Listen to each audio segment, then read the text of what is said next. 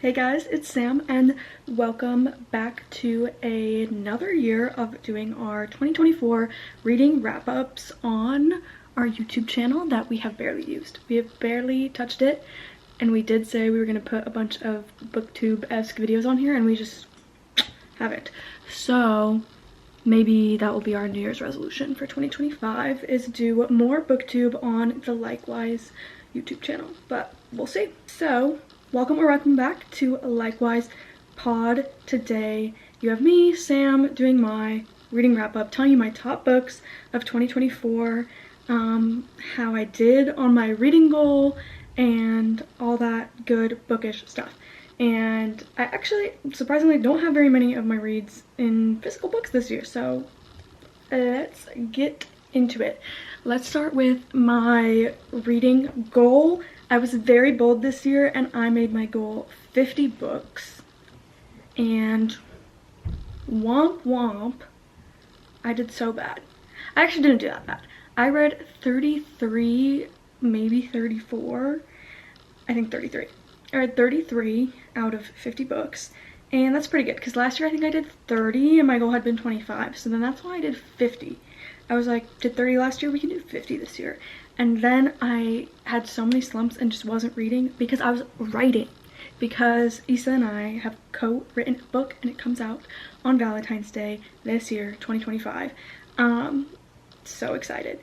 But that took up so much time that I predicted I would be reading. I was writing, not reading. So super exciting, but it did hinder my reading goal. So 33, not too shabby, but what was not 50. Okay, and then 8 of those books were audiobooks, which is probably pretty similar to what I did audiobook-wise last year. Mainly, I listen to like nonfiction on audiobook. Don't really listen to a lot of fictional audiobooks. I think the only fictional audiobook I listened to was Two Can Play by Ali Hazelwood, the like short audiobook novella on Spotify. Okay, I thought this was kind of fun. The average book length of the books I read was 306 pages, so I was not reading long books this year. Not for me this year. From Goodreads, the most shelved book I read this year, so hypothetically the most popular book that I read this year was The Deal by Elle Kennedy. So, oh, and my average rating in 2024 was 4.6. I rate pretty high, what can I say? I'm here for a good time. Pretty much, if I just like enjoyed reading and like felt good about finishing a book, it gets 4 stars. Like, I give everything like 4 or 5 stars for the most part. So yeah, my top reads, which I basically just did every book I rated 5 stars this year. That's how I'm gonna do my top reads, and there's a lot of them. Considering I only read 33, this list is pretty long.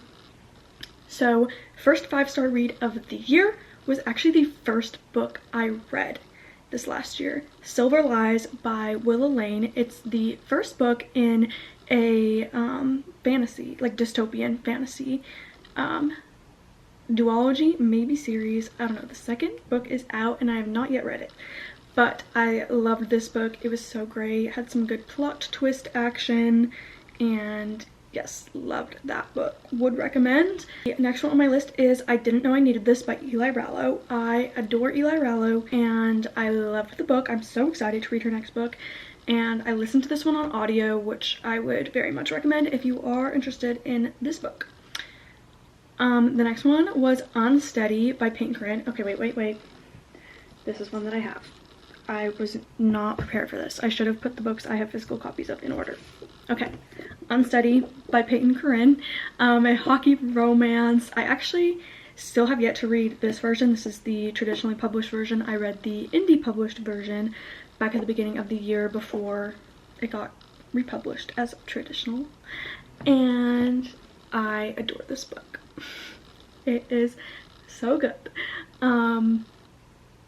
Yes, if you like Black Cat FMCs, this is the one for you. The second book in the series comes out in February, I think February 4th, and I'm so ready to eat that up.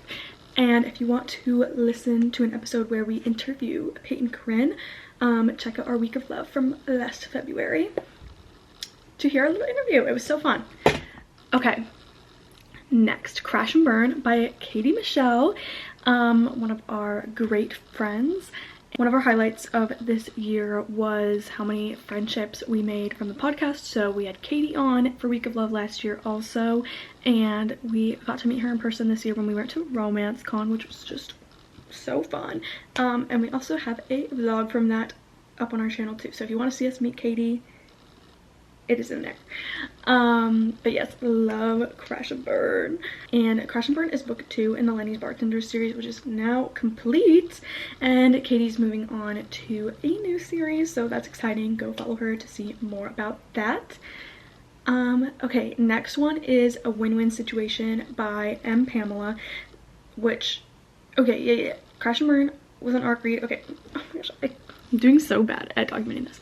Silver Lies was an arc read, Crash and Burn was an arc read, and A Win-Win Situation was an arc read. A lot of these were arcs that I was reading because that was how I guaranteed I was actually reading. But A Win-Win Situation is so good, and I cannot wait for book 2. So many of these, it's like, okay, I can't wait for the next one. But A Win-Win Situation was so amazing. It was Marriage of Convenience. So fun. Okay, Just Don't Call Me Yours by Heather Garvin. I still need to read the second book to this, but this book was amazing and had me listening to AM by Arctic Monkeys for weeks. The vibes are amazing, like rock star college romance. Okay, next is The Nature of Emotions by L.F. Sun, another one of our good author friends from the indie author community. This is her debut novella, and it is just a really cool concept. I recommend it to anyone. It is so lyrical and poetic and just gorgeous. Yeah, adored that so much. Next is On the Rocks by Maria Graham, and I love the book so much. And we've talked so much on the podcast about how excited we are for Over the Edge, book 2 in the Fool's Gambit series. Okay, this was the first time I ever read like a secret identity or like hidden identity romance, so that was so fun because also the guy was in like a boy band. Like, the vibes were so good. And book 2 is Hannah Montana inspired. What? Tell me more. Yeah, that comes out this month, so I'm really excited. The next book on the list, is another one that I have a physical copy of. Okay. Model Behavior by the one and only Sierra Spencer. If you know, you know. We are absolute besties with Sierra. And this book is so great. Model, hockey player, fake dating. So great. So great. And how cutie are these bookmarks? So great. Like, I genuinely have never related to a main character more than I related to Serena from this book. Yeah. Actually, except maybe there's one that's tied with Serena, and it'll be at the end of my list. Okay, after Model Behavior, I arc read, oh my gosh, I still have not been doing that. Okay, On the Rocks was an arc read, Model Behavior was an arc read, and another arc read was Yours Unexpectedly by Rachel Lewis, who also is the podcast host of The Smut Show, and we love Rachel. We also had Rachel on the podcast. Okay, oh my gosh, a lot of these people have been on the podcast. So yeah, you can listen to, we did an episode with Sierra when Model Behavior came out, but we also have a couple other episodes with Sierra, and then we had Rachel Lewis on, and that episode was so great. She had such good like advice in there. I feel like it's a very wise one. And the next book is also another arc read, and someone we had on the podcast, which is Elaine Richards. You Right Now Is the Best. Adore this book. Very like,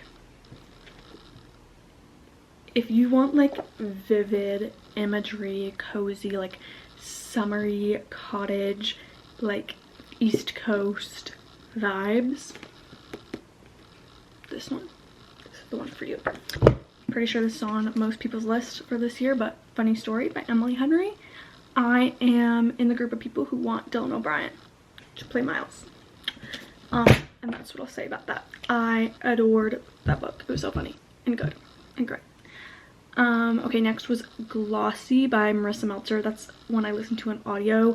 It's a book about Glossier. The Pieces We've Lost by H.K. Green, one of our friends, once again.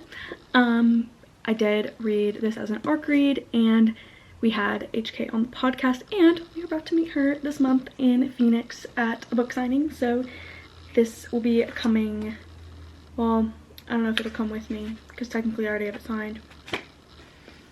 We'll see. But super excited for that because we are such good friends online, and I just cannot wait to meet another bookish friend in person. I want to meet everyone in person this year. Loud by Drew Offwallow.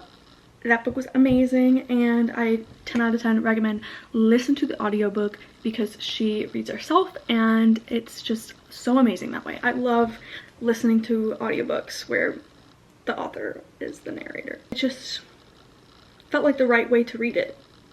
But yes, adored that book. And then The Prisoner's Throne by Holly Black, which is the second book in the like duology that's connected to the Folk of the Air series, so like The Cruel Prince, those books, which is one of my favorite series ever. And so, you know, I ate up the duology, and this one was so good. I read it, it was so nice when I was reading it because I think I was reading it towards like the end of summer, and it was super nice to just like sit outside and read. I want that back. It's like 19 degrees outside right now. Okay, we're nearing the end of the list. So after that, Back to You by Katie Michelle, which is the third book in the Lenny's Bartender series that I've already talked about. Loved Back to You. It was so good, and I just can't believe the series is done. And then last on my top reads of the year list is Missed Connections by Tessa DeRico. This is the book I was saying would compete with Serena from Model Behavior as a character I relate the most to in a book. I adore Isabel and relate so much to her brain, and so those are like my two characters that they get me, they know me, they're my girls. So wow, I feel like that was kind of underwhelming, but that was my list for my 5-star reads of the year, my top reads of 2024. And before I go, I figured I would give you a little update on what I'm currently reading, what might be my top reads of next year, this year. It is 2025 now. The things I'm reading right now that are just carrying over that I didn't get to finish in 2024, but will be the first books I finish in 2025. I'm listening to Part of Your World by Abby Jimenez, and I'm really liking it, and I only have like an hour left, so it probably will be my first book finished of 2025. I'm reading Annie Bot by Sierra Greer. I'm trying to get better about reading my book of the month books. I might cancel my book of the month because I never read them. The Ice Out by Mina Miles, who we also just had on the podcast. So good. Loving it. Something's Witchy by Sierra Spencer. I don't know how I haven't finished these books because I've been reading them for months, but I just have not been reading at all. So those were all my top reads of the year, my wrap up for 2024 when it comes to reading. I hope maybe I gave you some good book recs. I know it was like a lot of indie books on this list, so support an indie author, read these books. I know you'll love them like I did. And yeah, that's everything. Stay tuned for Issa's video for her top reads of 2024.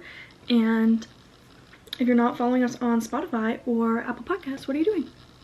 So many fun things to look forward to in 2025 from Likewise Pod. One, Me For You, our book, releases on Valentine's Day. ARC signups are currently open. I'll put the link in the description of this. They're being done through Love Notes PR, which is amazing. And then we actually have Week of Love happening again in February, so we're gonna have a bunch more guests on to talk about their books and recommend them to you. And yeah, so much to look forward to, and a bunch more in-person events are also on our list for this year, so hopefully we get to do a lot this year. I'm so excited. I'm so thankful for all the love and support this year that we've gotten from you guys, and yeah, see you in our next episode.